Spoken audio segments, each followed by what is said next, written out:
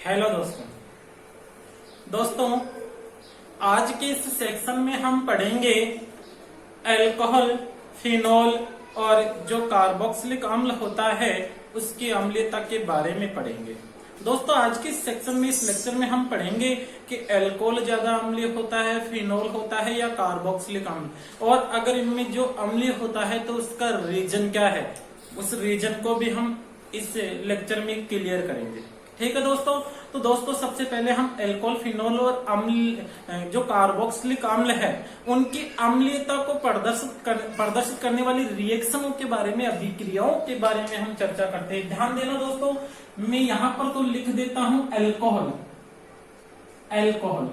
यहां हमने लिया है फिनोल और इधर ले लिया है कार्बोक्सिलिक अम्ल,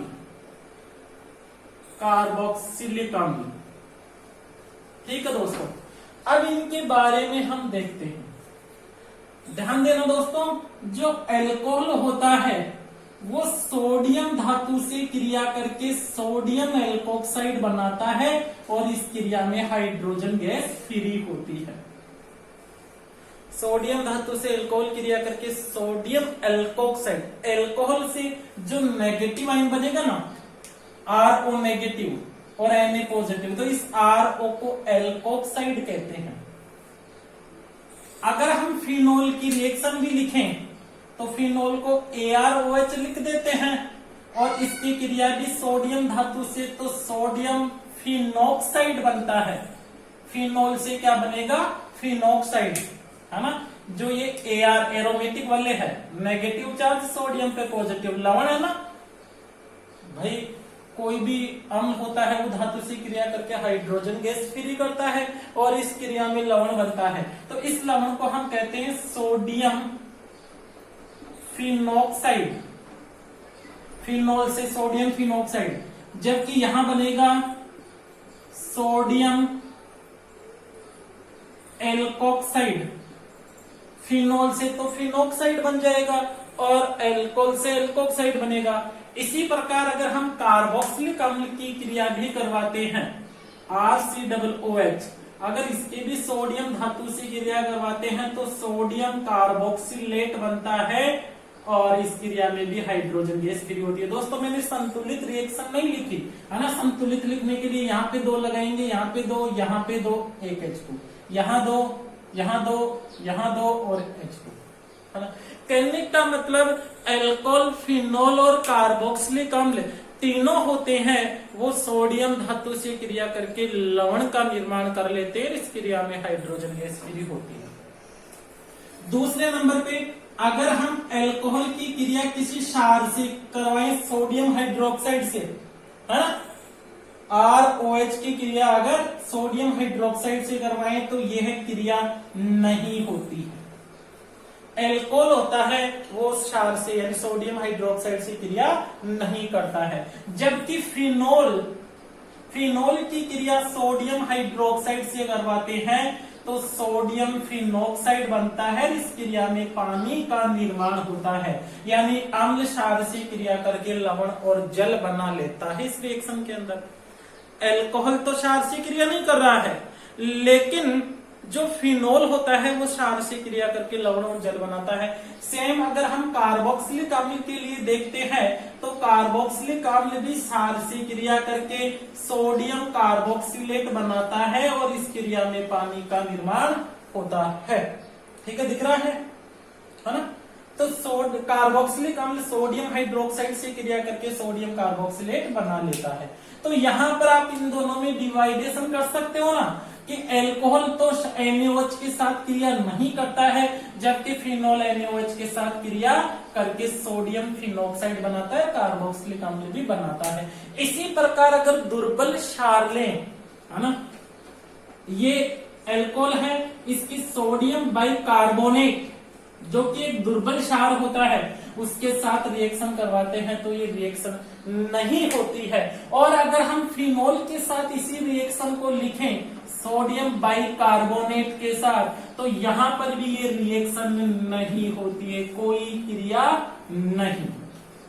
ठीक है दोस्तों, देखो सोडियम के साथ तीनों क्रिया करेंगे, सोडियम हाइड्रोक्साइड के साथ फिनोल और कार्बोक्सिलिक अम्ल क्रिया करेगा, जबकि सोडियम बाइकार्बोनेट के साथ ना तो एल्कोहल क्रिया करेगा ना फिनोल क्रिया करेगा। जो कार्बोक्सिलिक अम्ल होता है वो सोडियम बाइकार्बोनेट के साथ क्रिया करके एक तो बनाएगा सोडियम कार्बोक्सिलेट, एक बनाएगा CO2 गैस और एक बनाएगा जल। यानी जो कार्बोक्सिलिक अम्ल होता है वो सोडियम बाइकार्बोनेट के साथ क्रिया करके तीव्र बुदबुदाहट के साथ CO2 गैस मुक्त करता है। अगर कार्बोक्सिलिक अम्ल में सोडियम बाइकार्बोनेट का चूर्ण डालते हैं तो तीव्र बुदबुदाहट के साथ CO2 गैस फ्री होती है, जो कार्बोक्सिलिक अम्ल की अधिक अम्लीय प्रकृति को दर्शाती है। भाई दुर्बल यहाँ पर ये दुर्बल क्षार है और दुर्बल क्षार से भी कार्बोक्सिलिक अम्ल क्रिया कर रहा है, इसका मतलब इसकी अम्लीय प्रवृत्ति अधिक होती है। ये तो हमने रिएक्शनों के आधार पर चर्चा की। अब एक एक करके लेते हैं कि कार्बोक्सिलिक अम्ल में ऐसा क्यों नहीं हुआ, ये रिएक्शन क्यों नहीं हुई, जबकि OH समूह इसमें भी था, OH समूह इसमें भी था। तो OH समूह अगर एल्कोहल में था तो फिर वो भी तो NaOH के साथ रिएक्शन करता, लेकिन ऐसा नहीं हुआ। इसके बारे में हम चर्चा करते हैं। फिनोल व एल्कोहल की अम्लता की तुलना करते हैं कि एल्कोहल ज्यादा अम्लीय होता है या फिनोल। ये तो क्लियर कर ही दिया हमने कि फिनोल ज्यादा अम्लीय होता है, रीजन क्लियर करना है। दोस्तों ध्यान देना, अगर एल्कोहल की बात करें तो एल्कोहल को हम ROH लिखते हैं और फिनोल की बात करें तो AROH लिखते हैं। ठीक है दोस्तों। अब यहां पर ये तो एल्किल समूह है, R तो एल्किल समूह है और एल्किल समूह का हमेशा +I प्रभाव होता है, धनात्मक प्रेरणिक प्रभाव। धनात्मक प्रेरणिक प्रभाव होता है इलेक्ट्रॉनों को प्रतिकर्षित करने वाला प्रभाव, जिसे हम धनात्मक प्रेरणिक प्रभाव के नाम से जानते हैं। ध्यान देना दोस्तों, ये R है, इस R का +I प्रभाव होता है और +I प्रभाव होता है वो होता है इलेक्ट्रॉनों को प्रतिकर्षित करने वाला। यानी ये एल्किल समूह है वो इलेक्ट्रॉन प्रतिकर्षी है।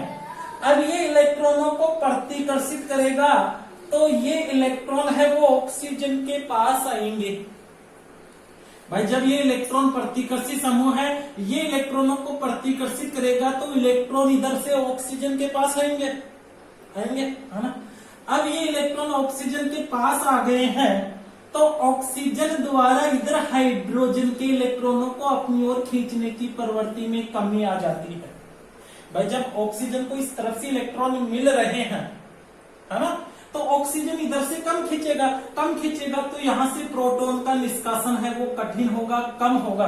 तो एल्कोहल में एल्किल समूह के +I प्रभाव के कारण ऑक्सीजन परमाणु पर इलेक्ट्रॉन घनत्व में वृद्धि हो जाती है। एल्कोहल में एल्किल समूह के +I प्रभाव के कारण ऑक्सीजन परमाणु पर इलेक्ट्रॉन घनत्व में वृद्धि हो जाती है। अब इधर से इलेक्ट्रॉन ऑक्सीजन को मिल जाते हैं तो ऑक्सीजन द्वारा हाइड्रोजन की तरफ से इलेक्ट्रॉनों को खींचने की प्रवृत्ति कम हो जाती है, जो एल्कोहल की दुर्बल अम्लीय प्रकृति की व्याख्या करती है। जबकि यहां पर क्या होता है, ये जो कार्बन होता है, ये कार्बन ये sp2 संकरित होता है। बेंजीन वाले के सभी कार्बन परमाणु द्विबंध से जुड़े होते हैं ना। बेंजीन में ये देखो, ये बेंजीन के 6 कार्बन है, जो ये दोनों द्विबंध से जुड़ गए, ये दोनों द्विबंध से। तो जो कार्बन द्विबंध से जुड़ा होता है वो sp2, और sp2 संकरित कार्बन की विद्युत ऋणता अधिक होती है sp3 संकरित कार्बन से। तो यहां पर इसकी विद्युत ऋणता अधिक है तो ये इलेक्ट्रॉनों को अपनी ओर खींचेगा। अब यहां पर ये बेंजीन वाले इलेक्ट्रॉनों को अपनी ओर खींच रहा है तो ऑक्सीजन पर इलेक्ट्रॉन घनत्व में कमी आएगी, और यहां पर इलेक्ट्रॉन घनत्व में कमी आएगी तो ऑक्सीजन इधर से इलेक्ट्रॉनों को अपनी ओर खींचकर H+ को निष्कासित कर देता है। ठीक है, यानी यहां पर तो जो कार्बन होता है वो sp2 संकरित होता है और एल्किल समूह का sp3 संकरित। तो इसकी अपेक्षा इसकी तो इलेक्ट्रॉनों को अपनी ओर खींचने की क्षमता होती है, इसकी इलेक्ट्रॉन प्रतिकर्षित करने की क्षमता होती है। इसलिए एल्कोहल में H का निष्कासन कठिन होता है, जबकि फिनोल में प्रोटॉन का निष्कासन आसानी से हो जाता है। दोस्तों इसका हम एक महत्वपूर्ण रीजन और बताते हैं, वो भी आपको याद रखना है। अगर हम एल्कोहल की बात करें तो एल्कोहल H देगा और एल्कोक्साइड बनाएगा। ये एल्कोक्साइड आयन अस्थायी होता है, ये शीघ्रता से इस H से जुड़कर रिवर्सिबल रिएक्शन दे देता है ना। जबकि फिनोल में ऐसा नहीं होता है। फिनोल के अंदर क्या होता है, अगर फिनोल H देता है तो फिनोक्साइड आयन बनाएगा O नेगेटिव और H प्लस। और हमने पढ़ा था पिछले लेक्चरों में, जो पिछले हमने सेक्शन लिए थे उनमें, कि फिनोक्साइड आयन में अनुनाद होता है, अनुनाद के कारण ये नेगेटिव चार्ज बेंजीन वाले पर ट्रांसफर हो जाता है, विस्थानीकृत हो जाता है। यानी ये जो लोन पेयर है वो इधर आकर बॉन्ड बना लेता है और यहाँ के जो बॉन्ड पेयर है वो इधर घूमते रहते हैं। कहने का मतलब फिनोक्साइड आयन में ऋणावेश ऑक्सीजन पर केंद्रित नहीं रहता, और ऑक्सीजन पर केंद्रित नहीं रहता, बेंजीन वल्ले पर ट्रांसफर हो जाता है। तो फिर इस H की इस पर जुड़ने की प्रवृत्ति में कमी आ जाती है। अगर H वापस नहीं लेगा इसका मतलब कि इसकी H देने की प्रवृत्ति ज्यादा थी, जो फिनोल की अधिक अम्लीय प्रकृति को दर्शाता है। जबकि एल्कोक्साइड में किसी प्रकार का अनुनाद नहीं होता है। तो आपको ये भी आंसर बताना है कि एल्कोहल से बने एल्कोक्साइड आयन, ये एल्कोक्साइड है, एल्कोहल से बनना एल्कोक्साइड आयन फिनोल से बने फिनोक्साइड आयन की तुलना में कम स्थायी होता है, क्योंकि एल्कोक्साइड में अनुनाद नहीं होता, जबकि इसमें अनुनाद पाया जाता है। अनुनाद के कारण फिनोक्साइड आयन होता है वो एल्कोक्साइड आयन से अधिक स्थायी होता है, जो फिनोल की प्रबल अम्लीय प्रकृति की व्याख्या करता है। यानी जो एल्कोहल होता है उससे फिनोल अधिक अम्लीय होता है, इसकी व्याख्या करता है। अब हम बात करते हैं कार्बोक्सिलिक अम्ल और फिनोल, इन दोनों की अम्लीय प्रकृति। इनको विस्तार से तो हम नेक्स्ट लेक्चर में पढ़ेंगे, लेकिन थोड़ा सा हम यहाँ पर देखते हैं कि किस प्रकार से। देखो कार्बोक्सिलिक अम्ल होता है वो इलेक्ट्रॉन H प्लस देकर कार्बोक्सिलेट आयन बनाता है, और फिनोल होता है वो H देकर फिनोक्साइड बनाता है H देने के बाद में, है ना। अब यहां पर अगर हम इनके अनुनाद को देखते हैं दोस्तों, इसको अच्छी तरह ही देख लेते हैं हम। जो कार्बोक्सिलिक अम्ल होता है, ये जैसे कार्बोक्सिलिक अम्ल है, ये H देकर बनाता है कार्बोक्सिलेट आयन, और इस कार्बोक्सिलेट आयन में अगर हम अनुनाद देखते हैं, ये भाई एक बॉन्ड, जैसे इस बॉन्ड के दोनों इलेक्ट्रॉन ऑक्सीजन के पास आ गए तो स्ट्रक्चर बनेगा, और इसका अनुनाद अगर हम देखेंगे तो RC, ये लोन पेयर यहाँ पर बॉन्ड पेयर बना लेगा, दोनों इलेक्ट्रॉन ऑक्सीजन कार्बन के बीच में बंध बनाएंगे, तो ये इलेक्ट्रॉन इस ऑक्सीजन के पास आ जाएंगे, तो दो लोन पेयर तो होते हैं, एक और हो गया नेगेटिव चार्ज डबल बॉन्ड से O। ये कार्बोक्सिलेट आयन में अनुनाद है। इसी प्रकार से अगर फिनोल होता है वो H देगा तो फिनोक्साइड बनाएगा, ये फिनोक्साइड। और अगर फिनोक्साइड आयन में अनुनाद देखते हैं,